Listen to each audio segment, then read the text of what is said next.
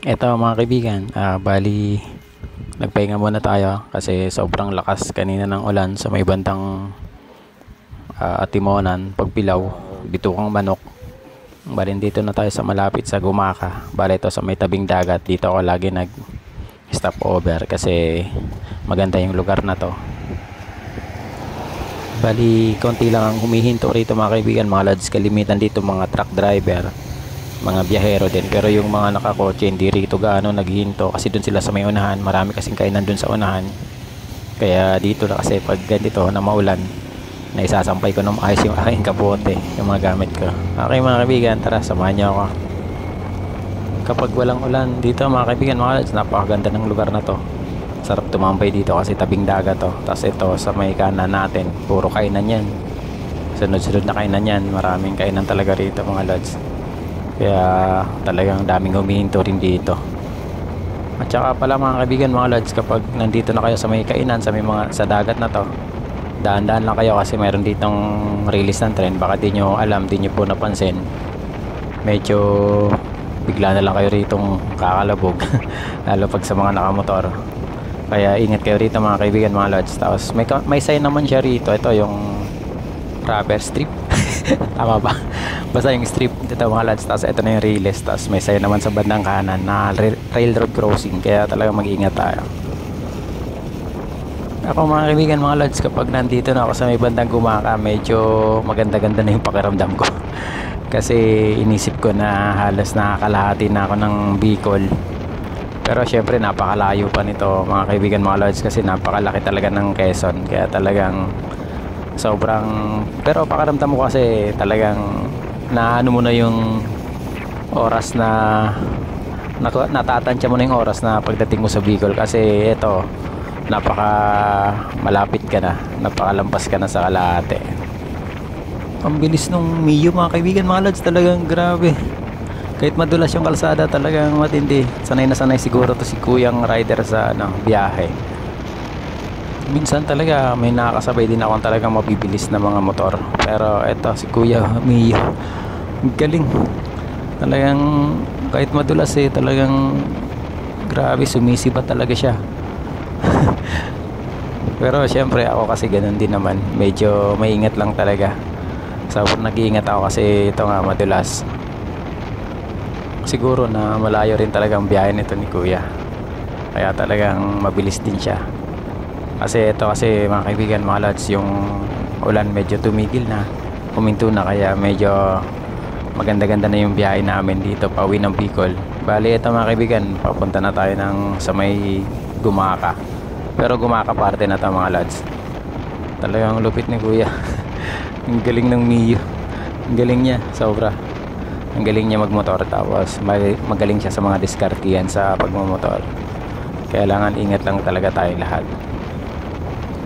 Bali mga kaibigan, halos ano na ako, mga mahigit 4 na oras na akong bumabiyahe mula sa Pasig. Dito na sa may bandang Gumaka na ako mga lods. Talagang mula pa lang doon sa may, kasi nag backdoor ako mga lods mga kaibigan, bandang Tanay ako dumadaan. Kasi pag nasa Pasig ako, talagang yun ang pinaka the best way para sa akin.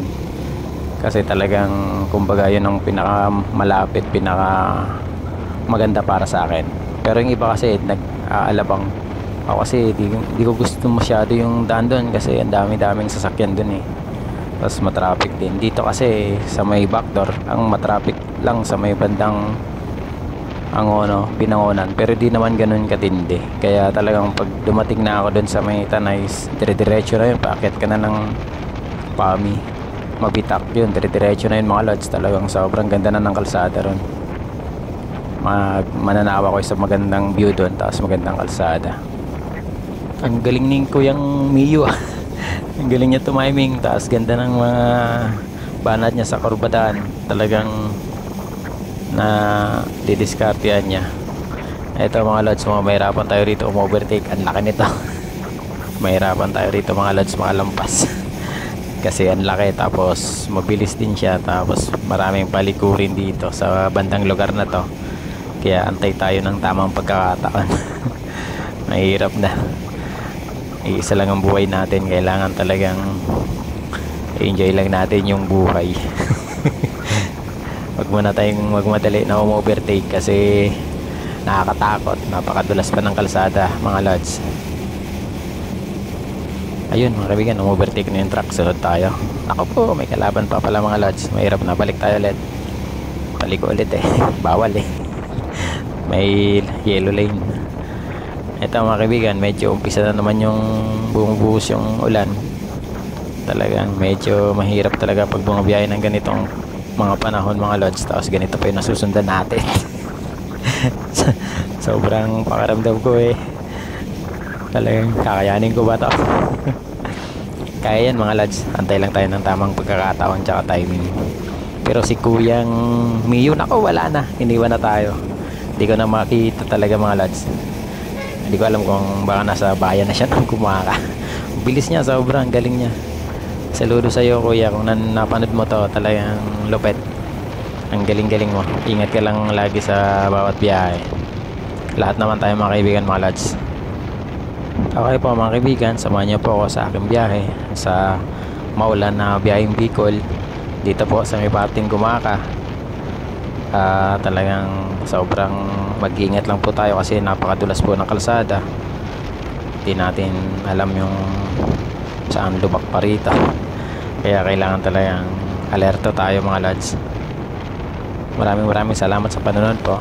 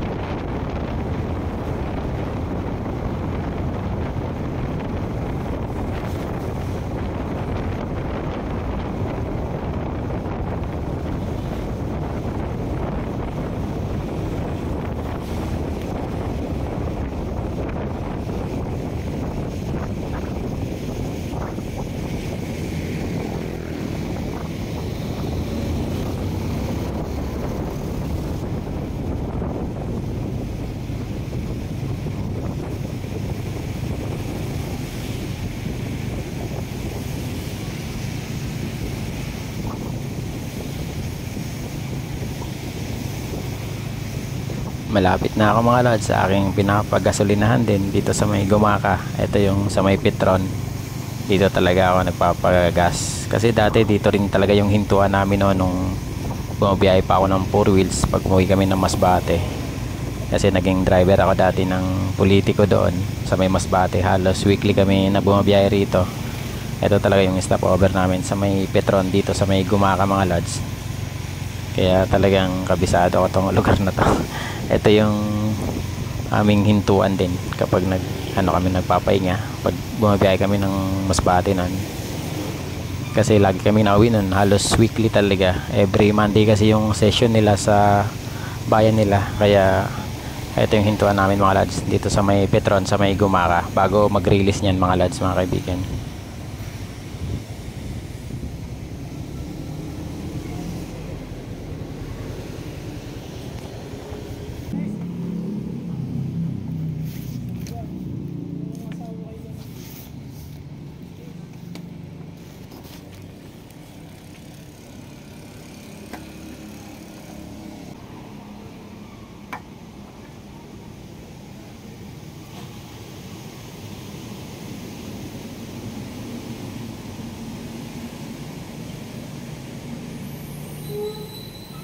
Okay po mga kaibigan, hanggang dito na lang po muna ang ating video sa biyahin po natin pauwi po ng Bicol na maulan. Sana po panoorin nyo pa rin po yung mga susunod kong videos. Sobrang nagpapasalamat po pala ako sa inyong lahat dahil dumating na po yung Google AdSense ko. May pagkakataon na po tayo na sumahod. Matitikpan na po natin yung katas po ng ating paghihirap. Yung sa bawat biyahe po natin talagang sobrang makabawa rin po tayo kahit konti, pero malaking bagay na po yun na tayo ay naging isa na pong YouTuber din. Maraming salamat po sa inyong lahat sa panonood, sa lahat po ng sumuporta, sa lahat po ng nanood po sa aking mga videos. Ingat po tayong lahat palagi. God bless po sa ating lahat. Ingatan po kayo palagi ng ating Panginoong Diyos. Salamat po muli. Thank you.